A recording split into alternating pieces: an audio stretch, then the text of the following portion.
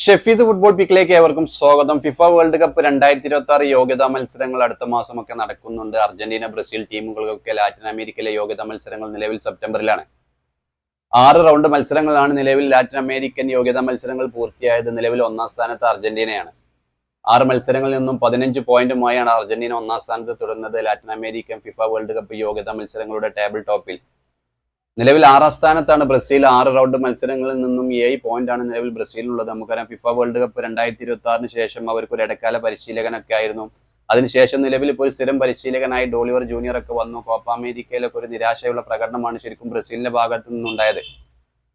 നിലവിൽ അടുത്ത മാസം മത്സരങ്ങളുണ്ട്. ബ്രസീലിന് എക്വഡോർ, അതുപോലെ പരോഗെ ടീമുകൾക്കെതിരെയാണ് ബ്രസീലിന് മത്സരങ്ങൾ വരുന്നത്. അർജന്റീനക്ക് ചിലി, കൊളംബിയ ടീമുകൾക്കെതിരെയാണ്.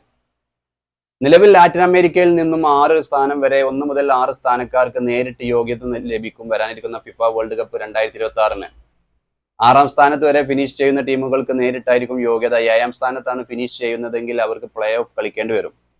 ഇത്തവണ 48 ടീമുകളെയൊക്കെ പങ്കെടുപ്പിക്കും എന്നുള്ള വാർത്തകളൊക്കെ നേരത്തെ പുറത്തു വന്നിരുന്നു. 2026 ഫിഫ വേൾഡ് കപ്പ് നടക്കുന്നത് അമേരിക്ക, കാനഡ എന്നീ രാജ്യങ്ങളിലാണ്. നിലവിലെ ചാമ്പ്യന്മാരായ അർജന്റീനയാണ്. എന്തായാലും ലാറ്റിൻ അമേരിക്കയിൽ നിന്നും 6 ടീമുകൾക്ക് ചാൻസ് ഉണ്ട്. നിലവിൽ ബ്രസീൽ 6ാം സ്ഥാനത്താണ് തുടരുന്നത്. വരാനിരിക്കുന്ന മത്സരങ്ങളൊക്കെ നിലവിൽ ബ്രസീലിനെ സംബന്ധിച്ചിടത്തോളം നിർണായകമാണ്. 2ാം സ്ഥാനത്ത് ഉറുഗ്വയാണ്. 1ാം സ്ഥാനത്ത് 6 മത്സരങ്ങളിൽ നിന്നും 15 പോയിന്റുമായി അർജന്റീനയാണ്. എന്തായാലും അടുത്ത മാസം അർജന്റീനക്കും ബ്രസീലിനും ഒക്കെ Latin American FIFA world cup യോഗ്യതാ മത്സരങ്ങളുണ്ട്.